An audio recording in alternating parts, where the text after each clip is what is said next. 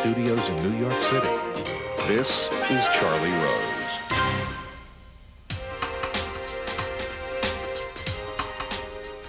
Three Mexican filmmakers have introduced the rest of the world to a bold and vibrant and innovative form of filmmaking.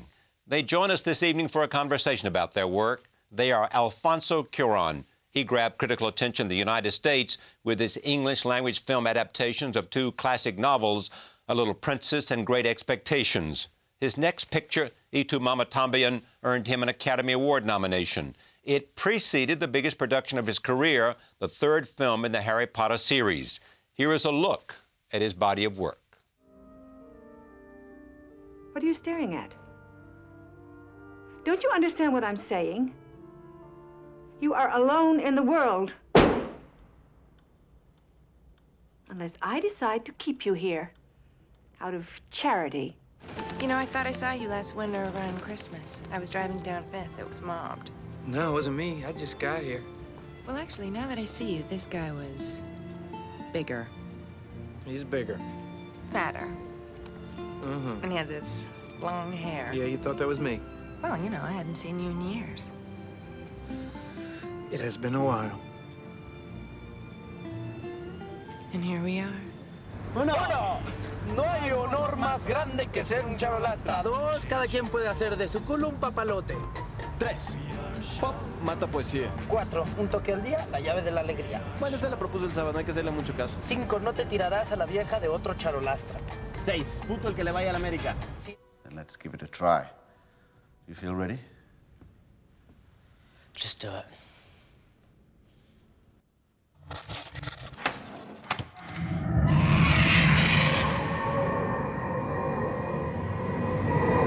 Expecto Patronum! Expecto Patronum!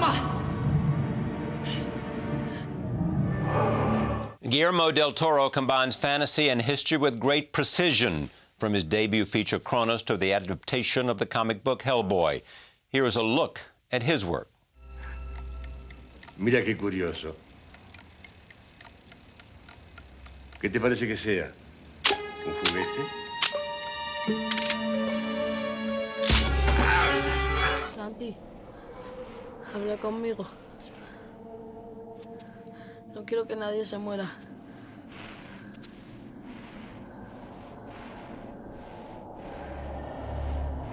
Muchas veces morí. Santi, por favor.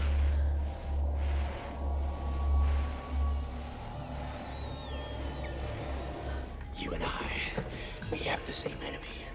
We want the same thing.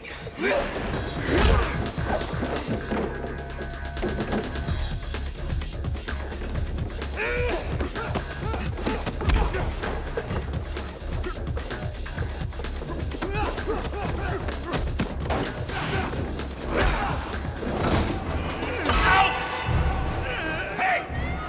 I'm on your side. Sure.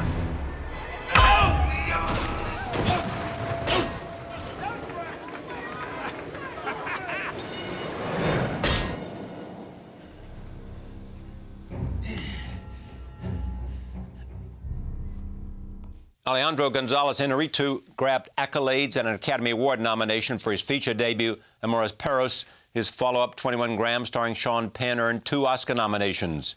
Here is a look at his work.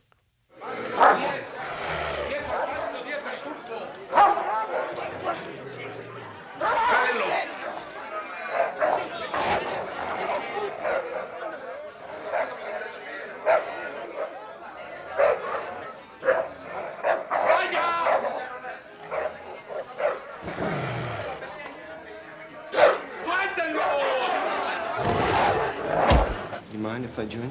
Actually, I was just leaving. Here you go. Maybe just until you finish. No, maybe next time.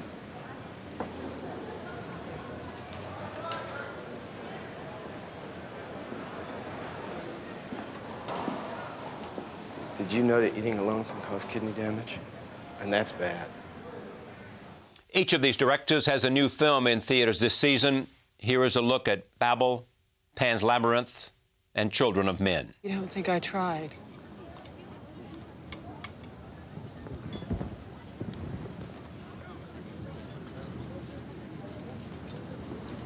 Never going to forgive me, will you?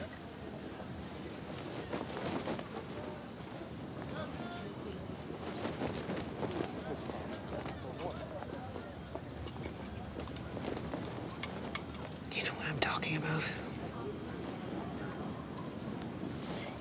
I'm not going to argue.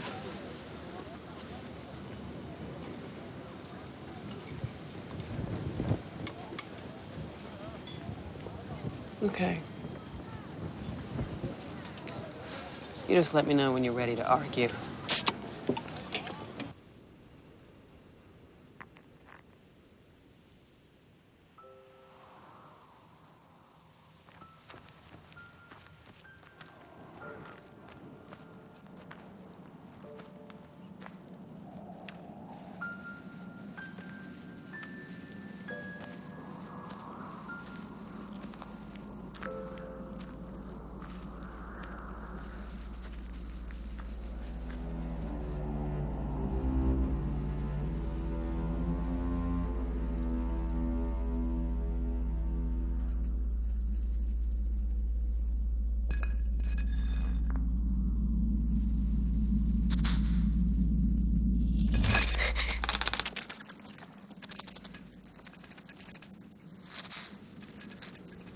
Did you get the papers? Lovely to see you, too. Thank you. I really appreciate this. Just like the old days, back at the bus. Yeah, except we're the old farts now. You're looking good. Right. Seriously, look at me. It's hard for me to look at you. He had your eyes. It's your love. It's your choice. You know, I never understood how you got over it so quickly. You think I got over it? No one could get over it. I live with it. I think but about come him on, I mean, the way every you just seem day. to You don't move have a on. monopoly on suffering, you know. You always carried his memory like a ball. I About always my carried memories. with You don't know what I move. feel or whether... Oh, yeah, there you go. It's what you always do. When it gets tough, you walk away. Do your part. This is our stub. These three friends were also honored this year with the Gotham Awards World Cinema Tribute. I sat down with them on the evening of that ceremony, and here is that conversation. Alfonso, I said to you, I want to do a look at why the genius behind all these Mexican films, and you said, we'll do it. We'll put together a group of people to talk about it. So I'm pleased that we could do this. Tell me what it is that in terms, not friendship, which is clear we'll talk about, but in terms of what it is about what you do that's shared. What's the common denominator to these films that you make? Well, I think it has to do that. I consider Children of Men, Pan's Labyrinth, and Babel or Babel, sister films. Three films that I think they speak similar themes. I think that the theme of ideology as a wall between communication and people is a common theme with the three films. And I don't think it's casual or a coincidence. It's just that our creative process is a process that we really share between each another. From the moment of gestating or thinking about stories, we're talking all the time. And then during the writing process, we keep on sharing our screenplays and being brutally honest with each other. Then during shooting, we're like support groups because we suffer so much that we need to talk to someone else who's suffering a little bit more. Because you give candor and you expect candor. Yeah, we do. Yeah. And that is the thing. I mean, in the sense, we like to stick our forks in each other's salad. So that what happens is that unconsciously, I think that we are giving an influence from one person to the other film. And I think it has to do with that process. But I'm sorry to say the core of that process is friendship. It's friendship. Well, let's talk about friendship and come back to individual movies together. You two have known each other longer than the two of you have known. No, we know each other longer. You two. They are older than me. They're older. I'm fatter. Yeah. And it began. Where did it begin? We met in '87, I think. We met in the waiting room of a TV series that we were eventually going to do together. Yeah. You know, he had directed one of the episodes, And I saw the episode and I identified he was credited with screenplay, but it was based on a Stephen King. Oh, I remember this story. Yeah. and I meet him and I ravedly say, "You stole that story from Stephen King," and he says, "Yes."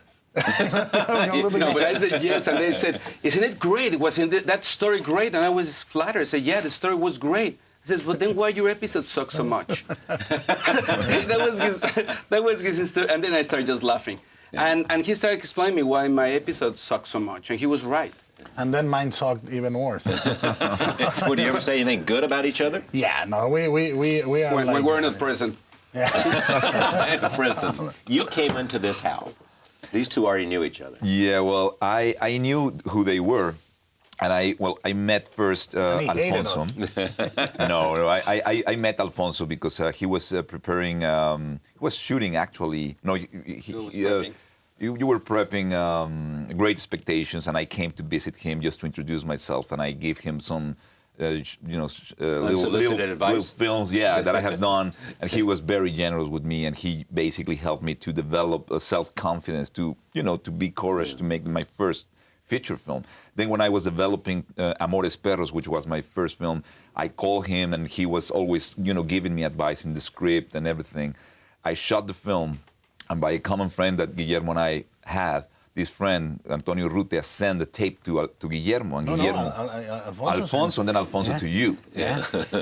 And then one morning at 6 a.m. in the morning, strangely, one guy called me and said, your film is a masterpiece, but you need to take out the second story of it, everything out. And I said, "Are you crazy?"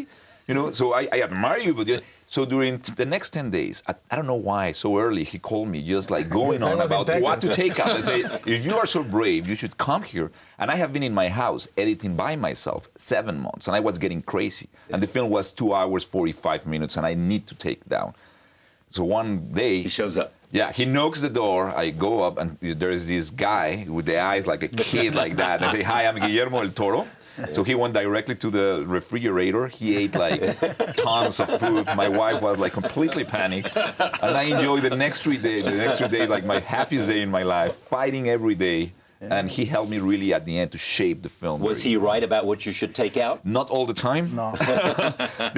But I think he just shaped me in a way that all the leaves that were dry, they were just falling down. The ones that should, the ones that he confronted me with good questions, So it's liberating when we do that with each other. Alfonso came into the editing room of Kronos, did essentially the same, and he came in. Was that your first film? First film, yeah.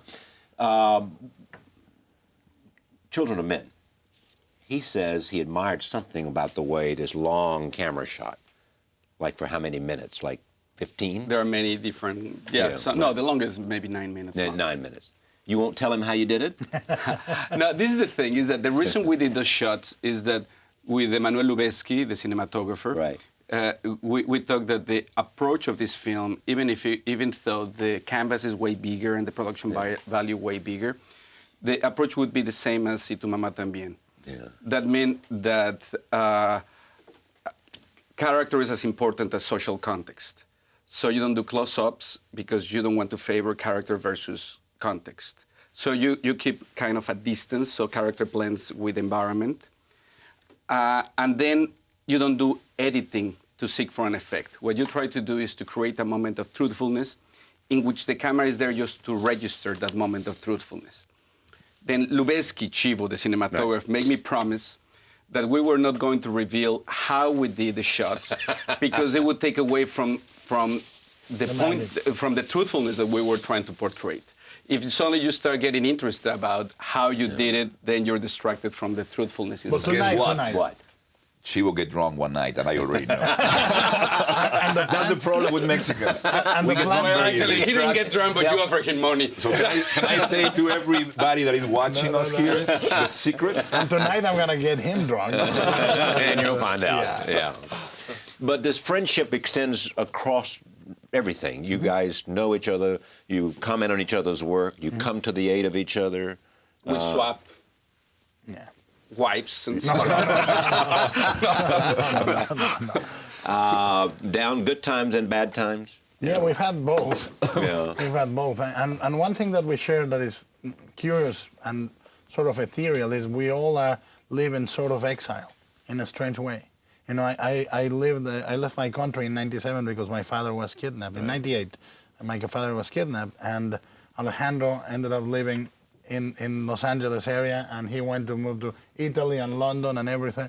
And we sort of share that too, that we are not currently living. We all keep homes in Mexico, but we're not currently living there. Well, you're in Italy now, aren't you? I'm between Italy and London. Yeah, and you're in Los Angeles. Right. But I think what Guillermo is saying is true. I think we share that anxiety that creates to be out of your country, but at the same time, that perspective that you get from being away and see yourself, your country, and understand yourself by others. And I think one thing that I have been realizing about our films is that the three of the films, we are middle-class families or guys that went out, and the themes that are explored in our films. Basically, what is very amazing is that we are fathers, we have kids, and the three films basically are driven by kids and the fear of that children fragile. Is crucial to each of the films you make. Or absence of children. It is said about all of you that you deal more with themes than you do with either character or story. Themes. Yes? I think so. I think when we were talking, it's sometimes story are just justification to hang themes that you want to explore. And cinema has that ability to, through images, you can explore different emotions without going into very specific things. You know? I think that's a very good point. Valuing emotion.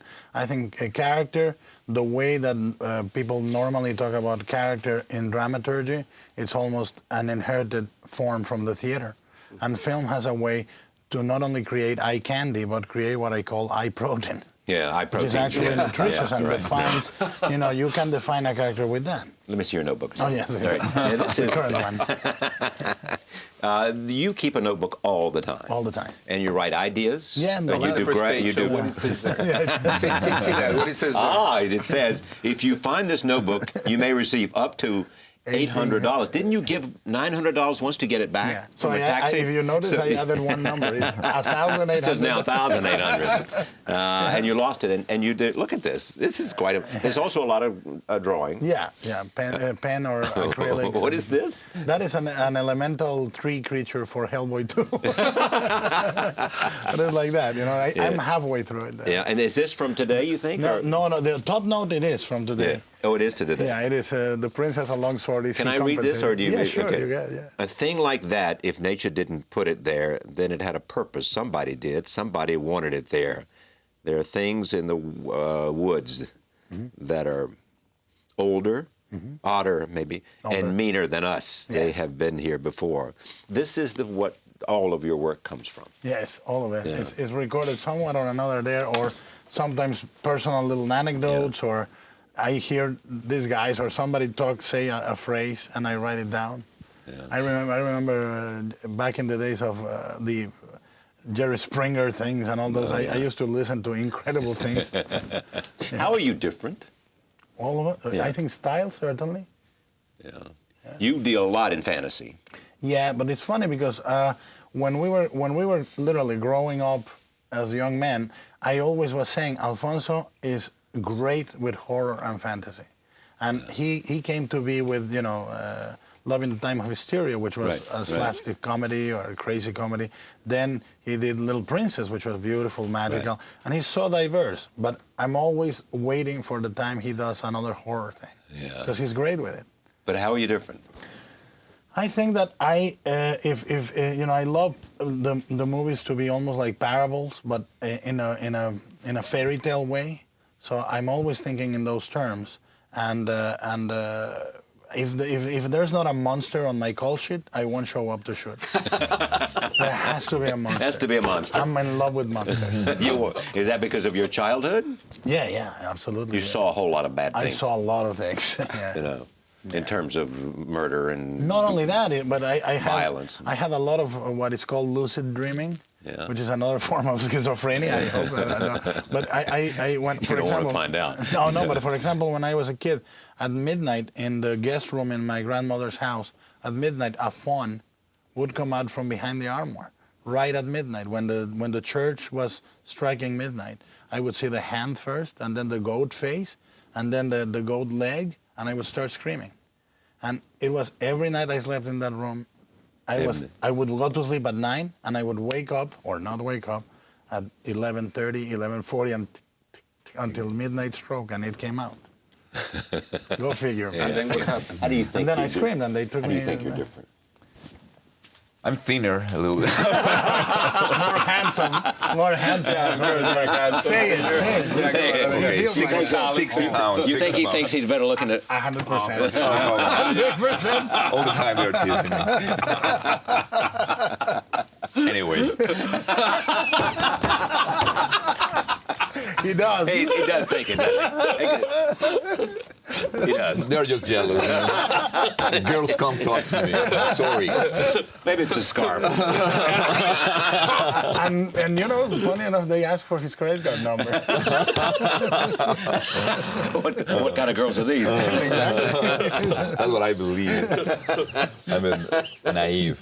No, anyway, I think the films that I have done are the same films. I mean, saying that I think the obsessions that I have been exploring in the 3 films, deals with reality and explore that vulnerable and fragile, relation between parents and children. So that's what Amores Perros is about, and about 21 grams and the same Babel, right? Basically. So, and my approach. Babel is about children. It's about parents and children. I think the 4 stories, even when they have this political or social comment in it, and in a global scale, at the end are 4 intimate stories about parents and children. So, I mean, the 4 of them are about that very complex relation that we have. So I think, and my approach is more real. It's realism what I'm really interested in until now. So, for example, I don't know how they do what they do. So in a way that I admired, because I don't have to do nothing with monsters or fantasy. There's no room for fantasy sometimes in my films, and I would love to explore that. But one thing is what you want to do, and one thing is what you can do. And that's what my abilities are, but that's my world that I want to approach. Because of your reputation, is it easy to get the actors that you want? You got Brad Pitt, you've got Kate Blanchett, you've got Clive Owen. I think it helps to, in some way, at the bottom line, I think that it's how you approach them, and if they, in that moment, are connected with what you want to tell. And it's a kind of stories you're doing. I mean, isn't it, in the end, it's a kind of story you're doing? Yeah, but at the end... I remember Sean Penn, I told you before, was on the show and told me about seeing... Yeah, no, and I have the trust of Naomi Watts even without seeing the script 2 months before, because I think at the end, for all that make films is an act of faith. At the end, you are jumping in the cliff, and the actors especially have to put themselves in the hands of the director, and it's a matter of trust. And obviously, if your past work can reflect something that they connect and they respect, and you respect them, it's a mutual respect that it has to step. Without that, I think it's very, even when you count with actors, even because you pay them a lot or whatever, but if they don't trust in you, it's a disaster. So I think everything is based on trust. So I think every film, if you create that good work or whatever they can see, they will trust you. And I think that helps.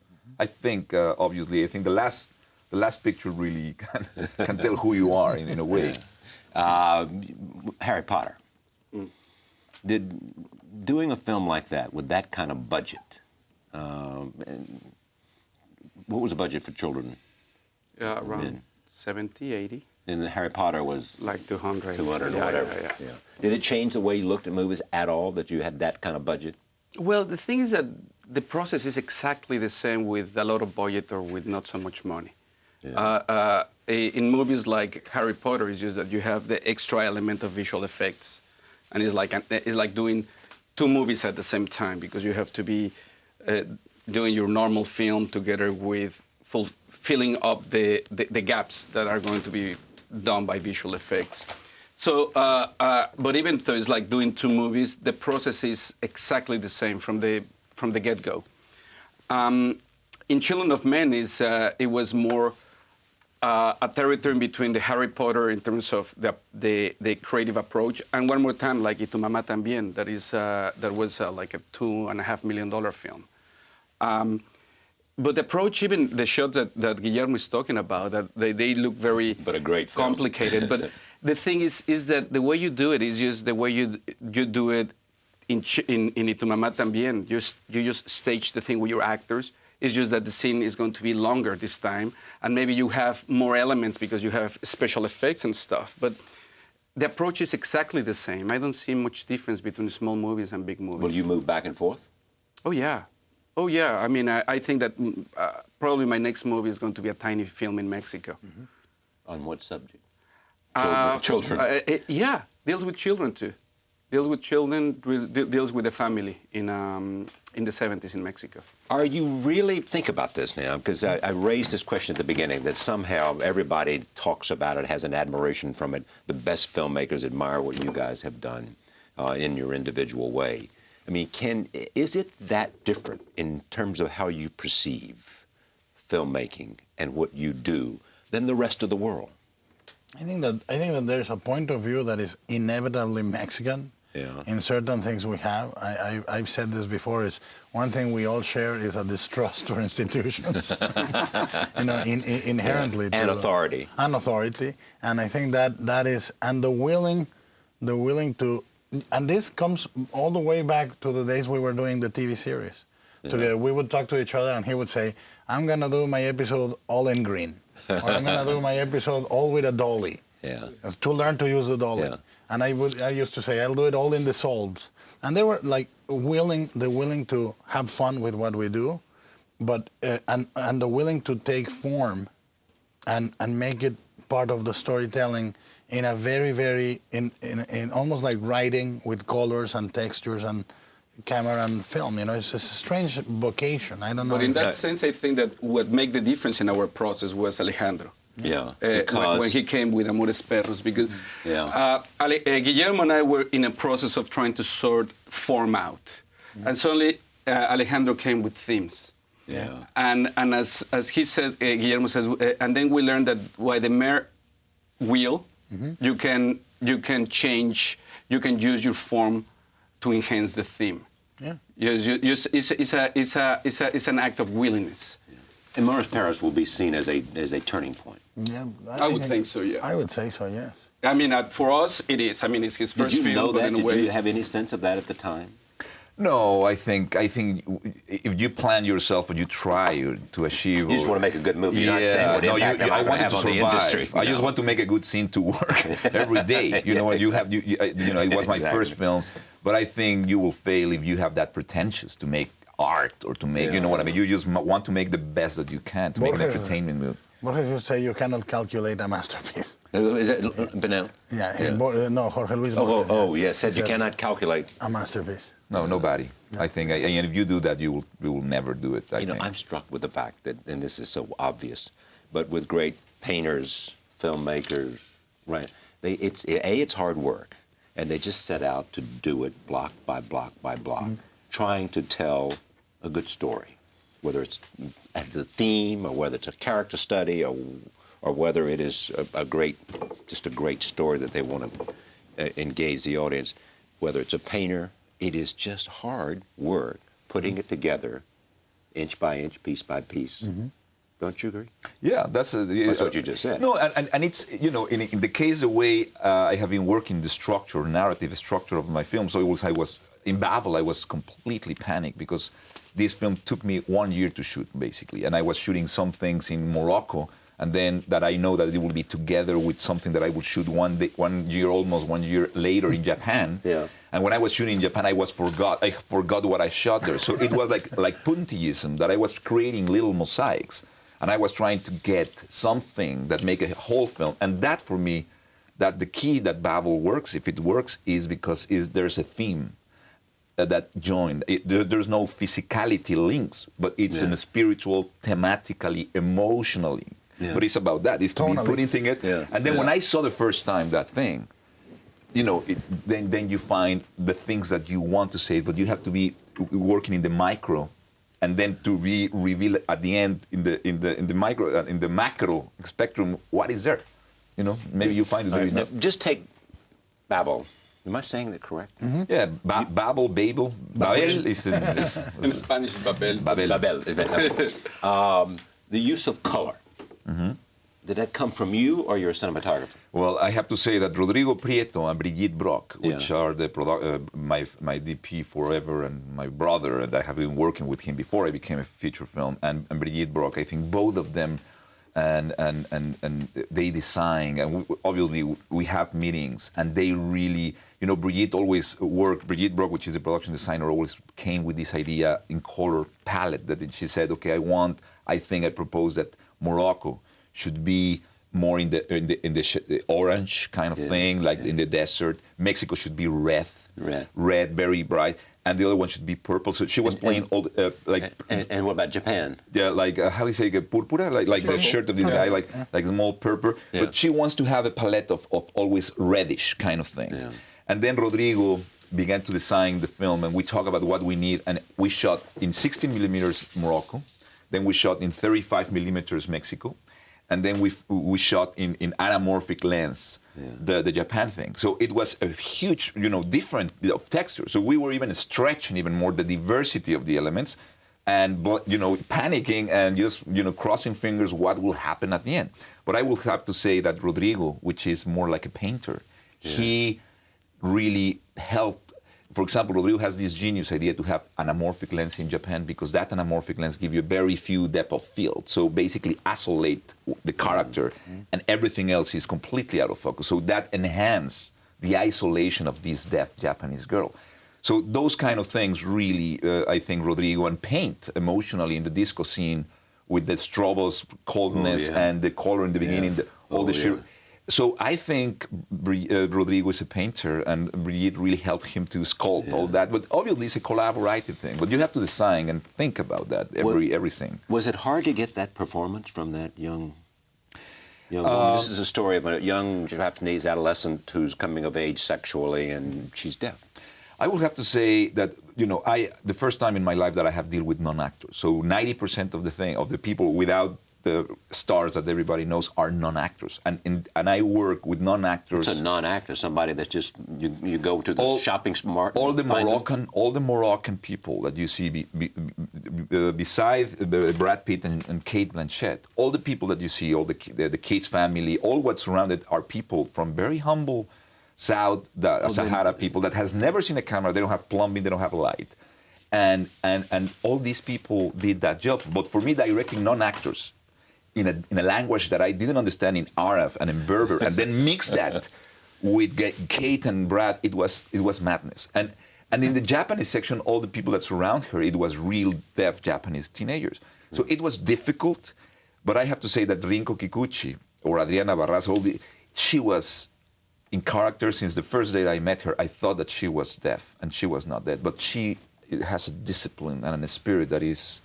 I mean, there were some scenes that were really difficult for her, like the policeman and the encounter and that we shot like 3 days continually because it was very hard.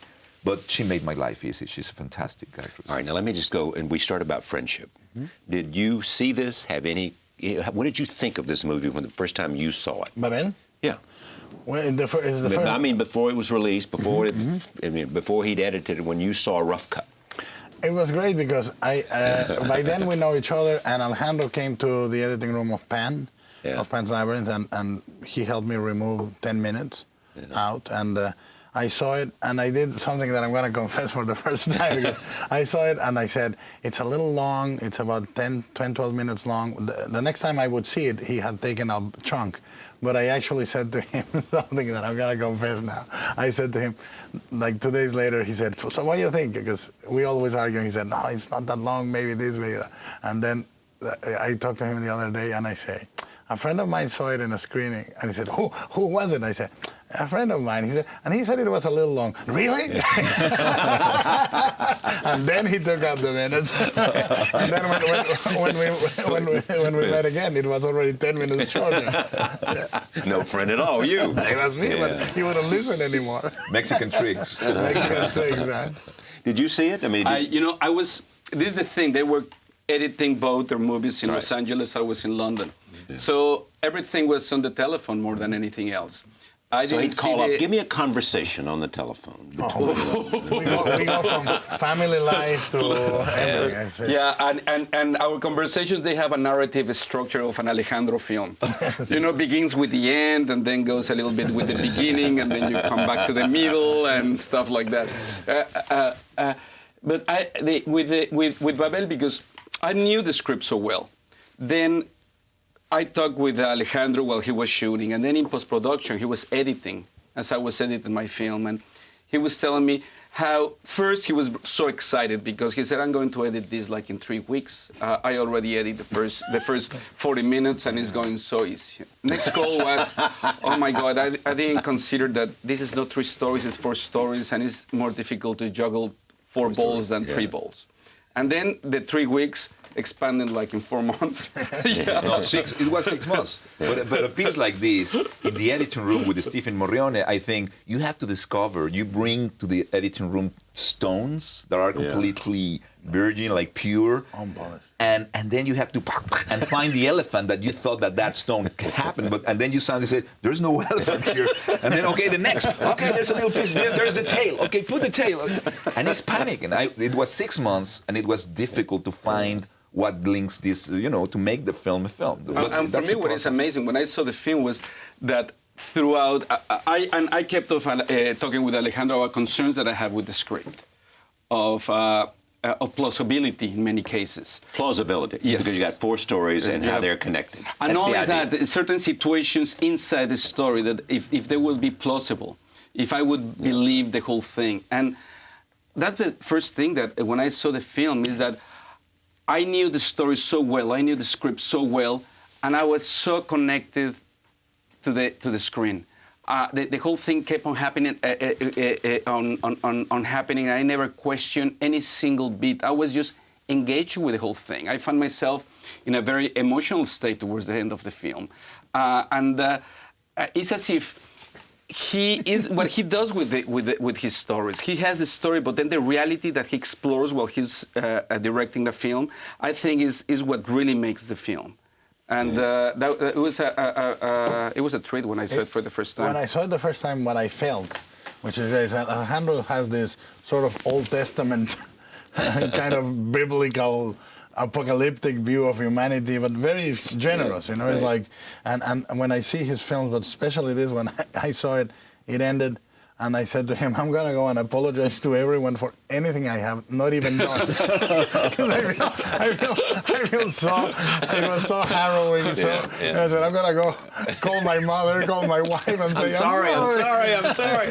But I tell you, the same thing is when I saw Pan's Labyrinth. In Pan's Labyrinth, I had concerns with the script, but when I saw the film I saw is the story that you told me when we have verbally we have dinner before you even start writing the script. It was as if when you saw the film. In there was a main line between what he said and what you saw. It was just exactly what. One night he went to my place in London. We have dinner, and he told me this story he wanted to do. Chicken. And I have other anecdotes about that dinner, so be careful. Now's the time to tell. And the things when I saw the film, it was that it was exactly what he described in that dinner table. It was not so much the script. The script was great.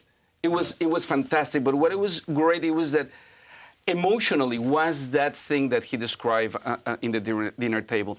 And again, I saw it as if I never seen it before, as if I didn't know anything about that story. And again, that ending that I find it so complex, in which the liberation by death of one character is the grief of the character that stays behind alive. Right. It's something that it's so impossible, almost impossible to describe in words in a page. It had to do with the combination of the images and the performances that makes everything come together, and has to do with the thematic faith that Guillermo has in his material. I think that something that they have in common is that they have a big disdain for safety nets. Yeah. You know, is they use. What he's talking about, that he's shooting in Japan, and he doesn't even remember what was that he was shooting in Morocco 6 months before, and he just has a faith that what he's doing is the right thing, but there's no safety net. There's he has as many possibilities of things go wrong as going right. It's a happy accident, you know, that happened, that you are finding an improvising thing and just capturing the thing, and at the end you find that when I first saw the first cut of Pan's Labyrinth, right. I was in an office. He was behind me, like breathing here, you know, like, and I was like, you know, don't think wrong. but the guy was just like expecting, and I was just really at the end. I didn't know what to say. I was so shocked and so moved, and so blown away by, but the ending I found like nothing compared to 21 Grams or Amores Perros that he always complained. This was like really devastating, in a good way, but devastating. But it isn't. The funny thing is, there's a phrase that I love, Kierkegaard said, it said, the tyrant's reign ends when he dies, and the martyr's reign begins when he dies. And that was for me the ending of Yeah, but the beauty of that was that screen in Cannes. When the film opened in Cannes, they had 22 minutes of ovation, of applause. And that's the happiest film moment I ever had. To see Guillermo, applause for him. We were together in his screening in camp. his screening, and he was standing there. The first 3 minutes, he enjoyed the applause. By minute 4, he started kind of crying and thanking people. By minute 9, he was dancing. He was dancing and stripping. He didn't know what else to do, so he started stripping there in front of everybody. And then when he began to strip, the people stopped applauding. And barfing. Oh my God, look at the texture. No, but you know, I think the way seeing that book that he see, I took my kid to his house. He has this library, like 2 floors, only books of all the literature of the fantasy and horror and comics and old ones and paintings, like basically a museum. And my kid, which is 9-year-old, he wants to now, don't talk to me anymore. He wants to be his son. I mean, he was like, and he has all these sad things. But it's like he wants you to be like him. He spoiled my relationship with my kid. He wants to be his father. But it's a fantastic. And then when you see all these drawings and things, the way he shot, every single shot in his films is like a mechanism of a clock. Everything works. Like the camera here, cut to, then cut. And I'm so impressed because, I try to catch whatever and Rodrigo with the handheld, and then, we put together this. This guy has a mind that is completely predetermined by his genius of knowing exactly when he will cut, when the pan will come, when the crane will. And it's like a mechanism that I enjoy. It's like a dance. It's like a Hitchcock. It's so big difference between That's the difference. You've seen like your movie colors, before. The colors, I will never listen to someone coming in with an idea for a color or a texture. I'm like a dictator. I say, these are the textures, these are the shapes, these are the colors, for these reasons. And on the other hand, what I do, which is a miracle, for example, I have never learned to use a light meter, and nor do I want to. I know the lenses, but I see the light, and I tell Navarro, is this I ask Navarro, my DP, I say, is this area black? Is this the black? And he says, yes, this is the black. And I kind of go like this, like a kid. I go, okay, that's the black.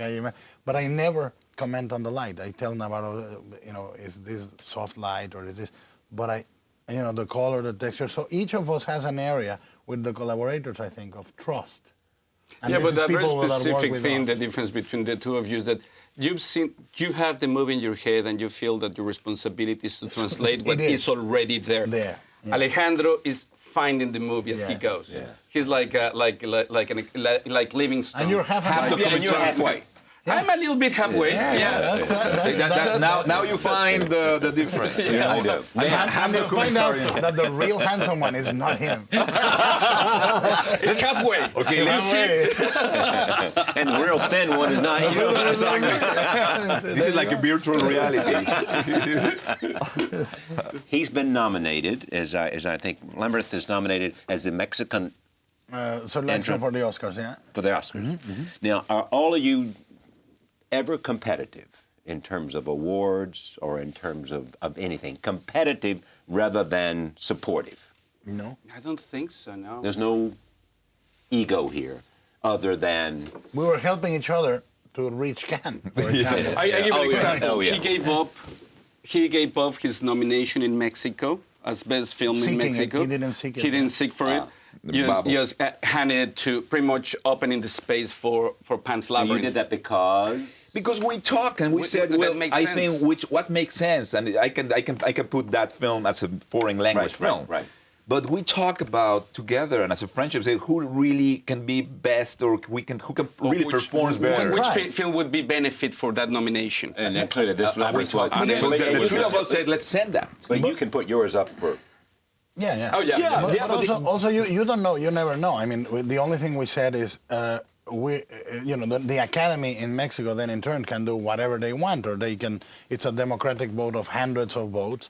But we said it's almost like, look, if you're in the way, we're gonna split the votes. It happened to us actually in a strange way in the past, where we split the votes between Y Tu Mamá También and Devil's Backbone, and they ended up sending a third film. And we talked about it, and I said, if you go in, it's not a shoo-in, but it will be harder. You know what I think is that I think we never made the decision because the price of the award. I think it's more that the film it has a smaller distribution can be seen by more people. If he get a nomination, it will be an opportunity not to win or not. It will expand the possibilities that people see his film. That it needed more than Me or Children of Men. And the best award for us is like what is happening tonight, because it's a Gotham. It's a word in the three of us. Yes. So we're going to just hang out and get drunk together, get drunk, go up there, and finally he will confess. No, but the other thing that is nice is I think the sign of a true friendship is when you forgive success.